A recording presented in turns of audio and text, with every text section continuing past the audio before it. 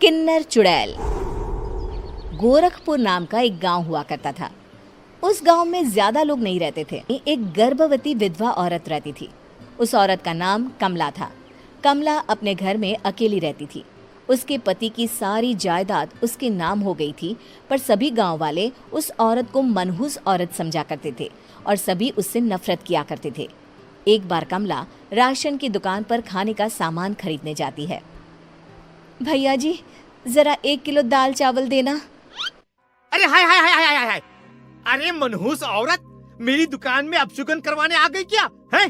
चल जा यहाँ से। मैं कुछ नहीं देने वाला हूँ तुझे। भाग भाग यहाँ से, चल जा, निकल। भैया जी, ऐसा मत कहिए। मैं गर्भवती हूँ, मुझे खाने की बहुत जरूरत है। मुझे खाना दे दीजिए। दुकानदार कमला को वहाँ से धक्के मारकर भगा देता है। तभी कमला रोते रोते उस गांव के किन्नरों के इलाके में आ जाती है।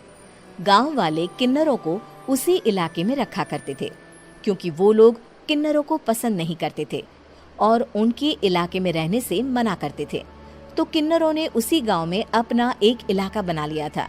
जब किन्नर लोग देखते हैं कि एक गर्भवती महिला रोते रोते उनके इलाके में आ गई है, तो सारे किन्नर कमला के पास जाकर उसका हाल पूछने लगते हैं। क्या हुआ बहन, तुम्हारी गर्भवती अवस्था में इतनी बुरी हालत कैसे? तुम रो क्यों रही हो? तुम डरो मत, हम तुम्हें कोई नुकसान नहीं पहुंचाएंगे। तुम शांत होकर सब बताओ कि हुआ क्या है। मैं कमला हूँ। मैं गांव के दूसरे इलाके से आई हूँ। 2 महीने पहले ही मेरे पति की मौत हुई है। मुझे गांव के लोग मनहूस मानते हैं, क्योंकि मैं विधवा हूँ और गर्भवती भी।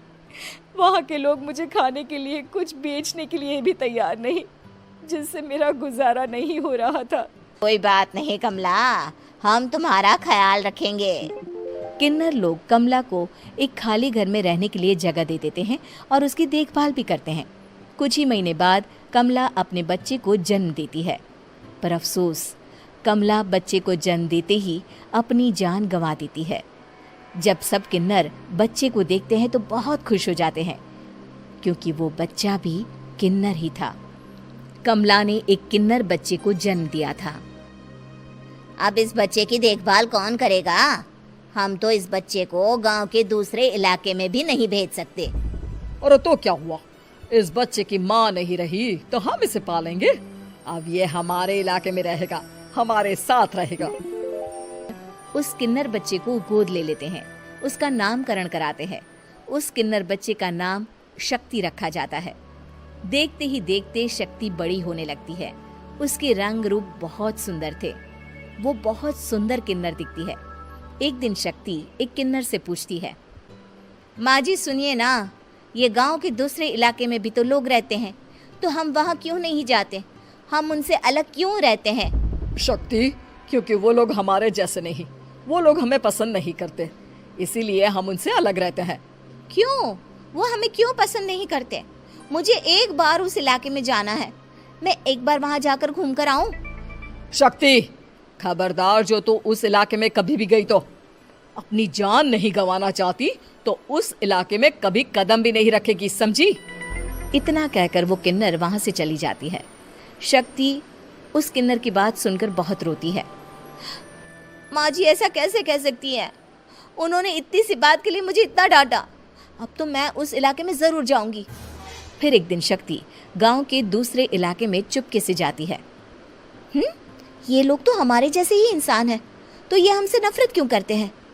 जब शक्ति उस इलाके में पहुंचती है तो गांव के सारे आदमी उसके रूप से मोहित हो जाते हैं। वो लोग ये अंदाजा नहीं लगा पाते कि वो किन्नर है। शक्ति की सुंदरता देखकर सारे गांव वाले उसकी तारीफ करने लगते हैं। तभी गांव का चक्कर लगाने गांव के जमींदार का बेटा हर्ष वहां पहुंचता है। हर्ष भी दिखने में बहुत सुंदर होता है। जब हर्ष ने शक्ति को देखा तो वो भी उससे मोहित हो गया, और जब शक्ति की नजर हर्ष पर पड़ी तो वो हर्ष को देखकर मोहित हो गई। आपको पहले कभी इस गांव में देखा नहीं।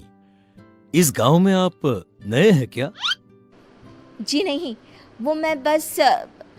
तभी शक्ति बोलते बोलते रुक जाती है और मन में सोचने लगती है, अगर मैंने इनको बता दिया कि मैं दूसरे इलाके से आई हूँ तो वो समझ जाएंगे कि मैं किन्नर हूँ, इसलिए मुझे इनसे झूठ ही बोलना पड़ेगा।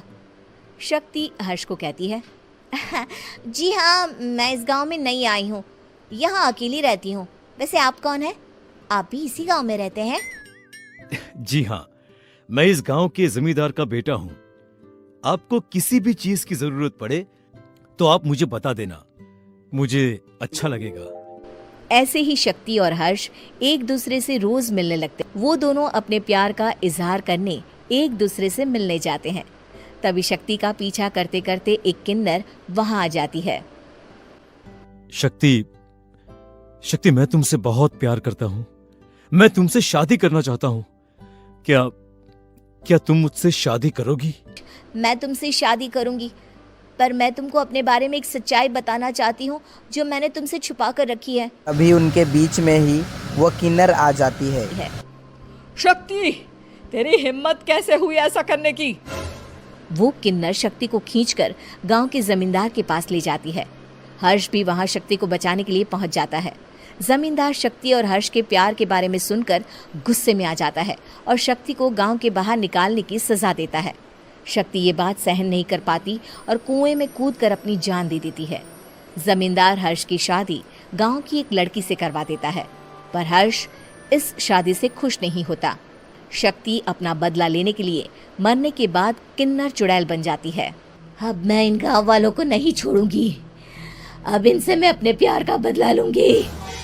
किन्नर चुड़ैल गांव वालों को परेशान करना शुरू कर देती है। एक बार वो रात को गांव के खेतों में पहुंच जाती है और वहां आग लगा देती है। सारी फसल जल के राख हो जाती है। जब एक आदमी रात को उठकर देखता है कि खेत में आग लग गई है तो वो वहां पहुंच जाता है। वो देखता है कि खेतों के बीचों बीच एक किन्नर चुड़ैल खड़ी है और वहां खड़े होकर ताली बजा रही है। गांव वाला किन्नर चुड़ैल को देखकर बेहोश हो जाता है। जब सुबह उस आदमी को होश आता है तो वो सीधा जमींदार के पास जाता है। अरे जमींदार साहब, अरे वो किन्नर चुड़ैल ने मेरी सारी फसल जला दी। अब मैं क्या करूंगा? क्या होगा मेरा? जमींदार चुड़ैल किन्नर का नाम सुनते ही सब कुछ समझ जाता है। अब वो बहुत डर जाता है। उसी रात को जब जमींदार डर के मारे अपने कमरे में सो नहीं पाता, तभी वहां अचानक से किन्नर चुड़ैल आ जाती है। किन्नर चुड़ैल जोर जोर से जमींदार के आगे खड़ी होकर हंसने लगती है और ताली बजाने लगती है। जमींदार उस डरावनी किन्नर चुड़ैल को देखकर बहुत डर जाता है। तूने मेरे साथ बहुत बुरा किया, अब मैं तुझे जान से मार दूंगी। नहीं नहीं नहीं नहीं, नहीं। मुझे माफ कर दो मुझे मत मारो। मैं कभी ऐसा दोबारा नहीं करूंगा। अब तुम जो बोलोगी वही मैं करूंगा। ठीक है, मैं चाहती हूँ कि किन्नर इलाका गांव के इलाके से जुड़े और गांव का कोई भी आदमी किन्नर समाज से द्वेष ना करे, उससे नफरत ना करे, नहीं तो मैं सारे गांव को मार दूंगी। और तुम गांव में एक नया कानून बनाओ कि अगर किसी ने भी किन्नर समाज को हानि पहुंचाने की कोशिश भी करी या इनसे भेदभाव करने की भी कोशिश करी तो उनको कड़ी से कड़ी सजा मिलेगी। हाँ हाँ हाँ हाँ, मैं ऐसा ही करूंगा। तुम जो बोलोगी वो मैं करूंगा, पर मुझे जाने दो प्लीज।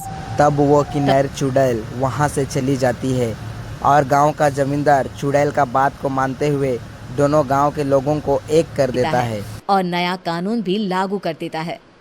तब से वहां किन्नर समाज और बाकी गांव वाले शांतिपूर्वक रहने लगते हैं।